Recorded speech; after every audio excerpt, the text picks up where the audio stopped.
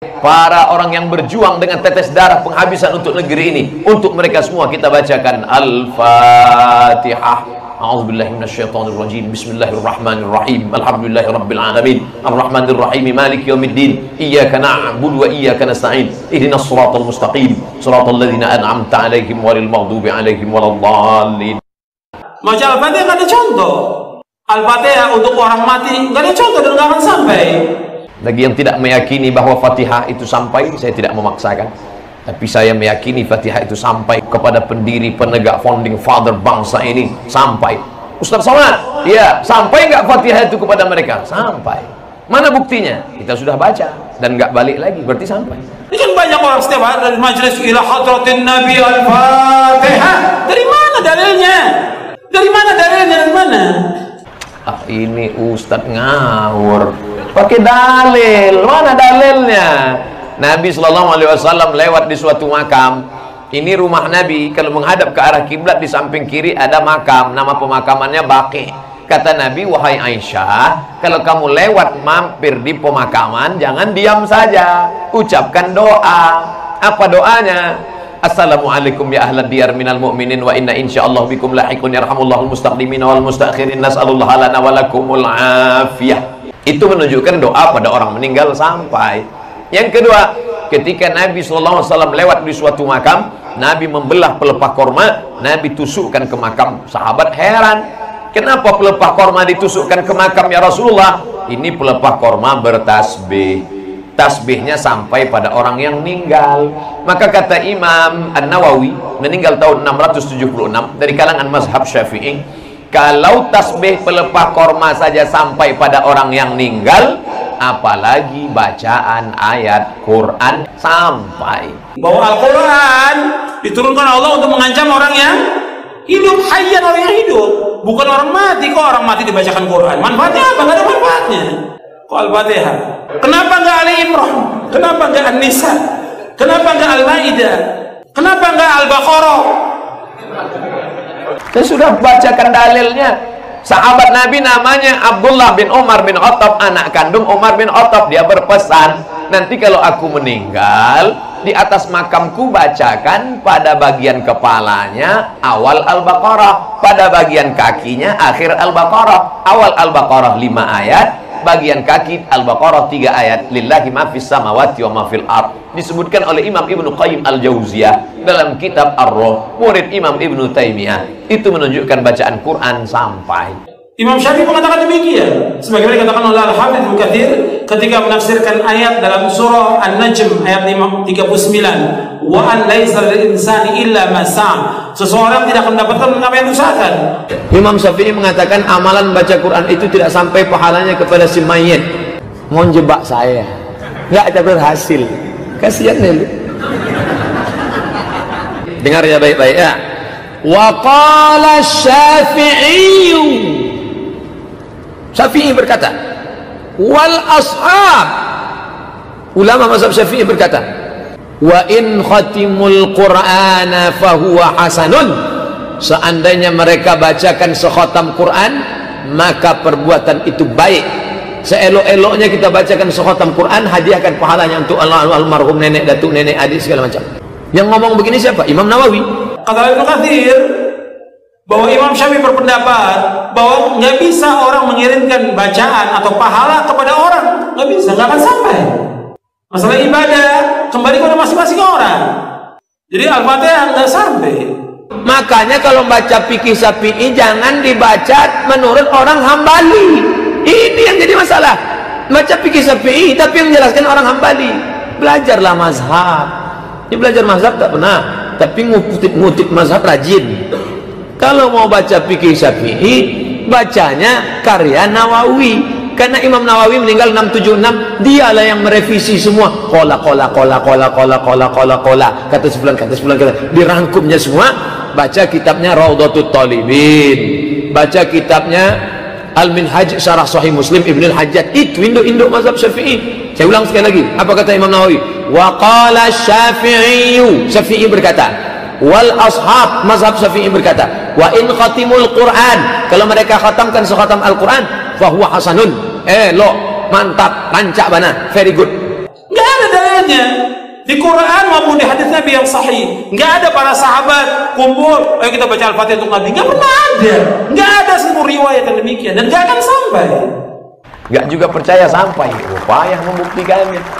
Dalilnya sudah, tetap juga ngotot nggak percaya. Saya nggak yakin. Nama sampean siapa?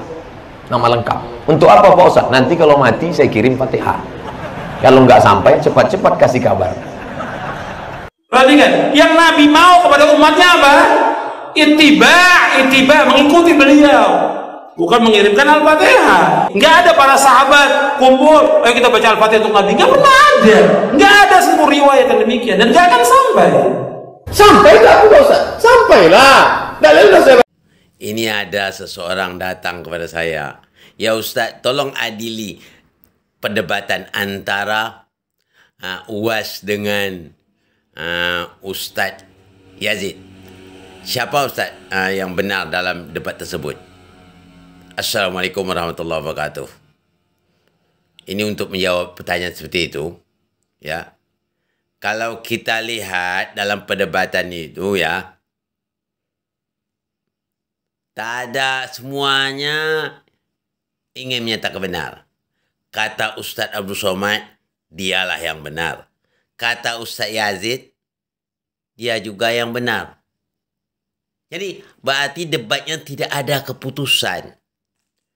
Sebetulnya kalau berdebat itu harus ada keputusan. Pihak mana yang benar menurut Allah. Kita harus tahu, ya, syarat-syarat debat itu. Ini penting. Debat itu gunanya, atau yang dalam Islam itu bukan debat, nama muzakarah. Gunanya untuk apa? Untuk menyelesaikan masalah. Ya, mana yang benar, mana yang salah. Tapi kelihatannya antara perdebatan antara UAS dengan Ustaz Yawat ini mencari kemenangan, bukan mencari kebenaran. Kata UAS, dia yang benar. Kata Yazid, dia yang benar. Tak ada keputusannya. Tapi kalau mau benar muzakarah, harus ada syaratnya. Ya, kita kalau mencari ada dalil yang kuat, ya, kita berjanji siap menerima kebenaran dari Allah Subhanahu wa Ta'ala.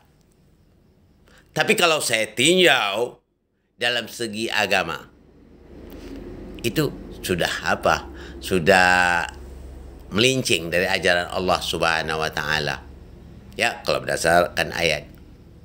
Ya, mereka ini sebetulnya antara kedua, walaupun Ustaz Abdul Somad, walaupun nama Ustaz Yawat, Ustaz apa? Yazid, tidak bertemu dengan Rasulullah.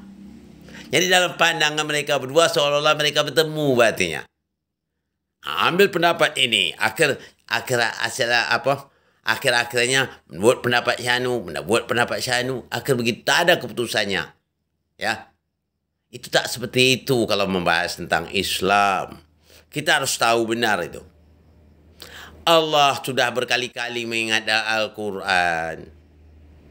Kita harus tahu ya Al-Quran itu apa. Nah, sebelum itu saya akan jelaskan dulu ya. Rasulullah pernah mengatakan, walaupun mereka itu nantinya orang-orang di belakangku tak bertemu dengan aku, tapi dia bertemu dengan risalah aku, berarti dia bertemu dengan aku. Ya, kita bertemu dengan risalah Allah, berarti bertemu dengan Nabi Muhammad. Apabila kita bertemu risalah Allah, dapat masalah, kita selesai semuanya. Ya, saya akan jawab.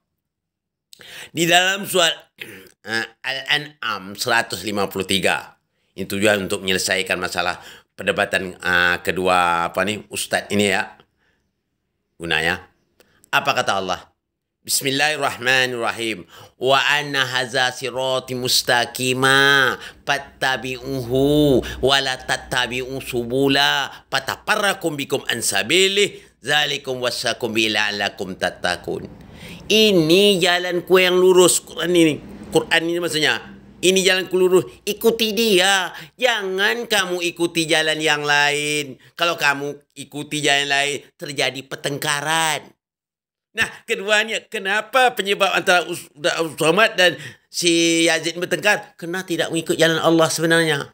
Itu kata Allah di dalam surah Al-An'am, surah surah surah An'am ya, surah An'am tu surah ke-6 itu ayat 153. Itu jelas Allah katakan demikian. Kalau kamu mengikut jalan aku, kamu tak akan terjadi pertengkaran. Itu nasihat Allah.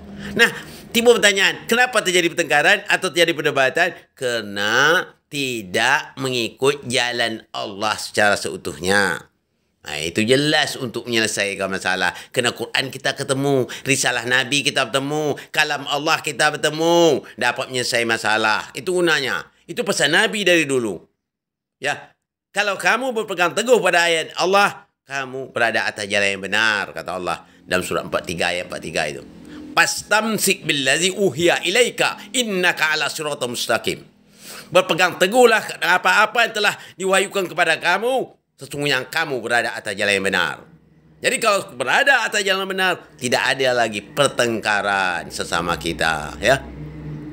Sedangkan yang orang beriman innamal mu'minuna ikhwa, tu orang mukmin sama-sama mukmin bersaudara. Kok jadi bertengkar, terjadi begitu, ingin menang sendiri, kata yang sanu inilah benar, kata dia yang benar. Islam tidak seperti itu ya.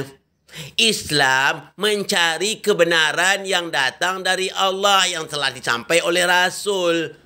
Ya, itu bukan mencari kemenangan hanya ngomong.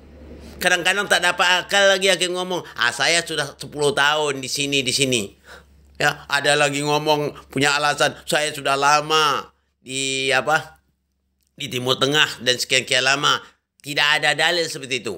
Ya, kita tidak membahas Timur Tengah, yang kita bahas masalah Islam. Islam yang dibawa oleh Rasulullah berdasarkan Al-Quran dan sunnah yang dirawikan oleh Ahlul Baitnya. Itu yang kita perlu tahu. Ya, kita tidak pernah ngomong mau ke apa kek, mau luar negeri kek dia kuliah, mau dalam negeri tak bukan. Mampu tak, berkualitas atau enggak dia. Jangan sekedar apa saja. Kita yang paling penting, ingat kata orang tua dulu apa? Quantity dan quality.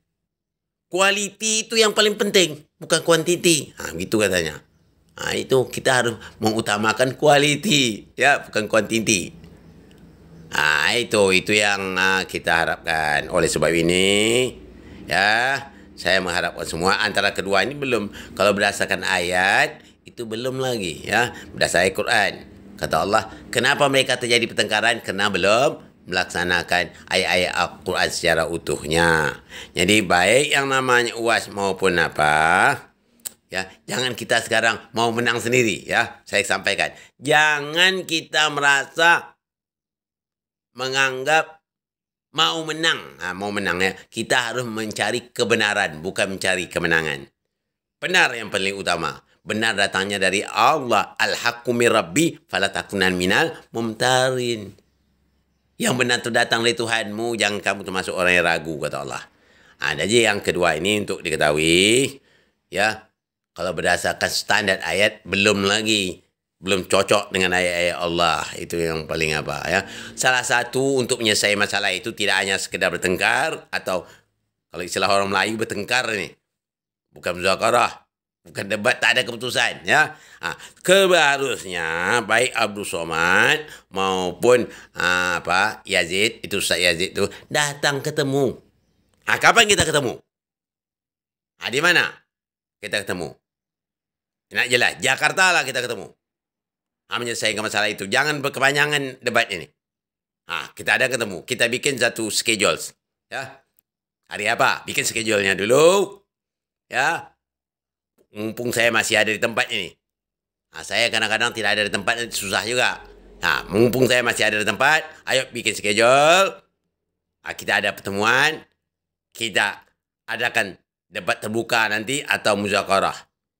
Mencari kebenaran dari ilahi. Ya, baik Abdul Somad maupun Yazid. Dengan inilah kita mendapat keputusan. Setelah terjadi debat berdasarkan kalam ilahi ini, ya, saya harap semuanya jangan ada lagi kita terjadi pertengkaran. Semua sudah diselesaikan oleh Allah Subhanahu wa taala berdasarkan apa yang telah disampaikan oleh Rasul, ya. Mudah-mudahan dengan adab yang saya sampaikan ini tidak ada lagi pertengkaran sesama kita. Oke? Assalamualaikum warahmatullahi wabarakatuh.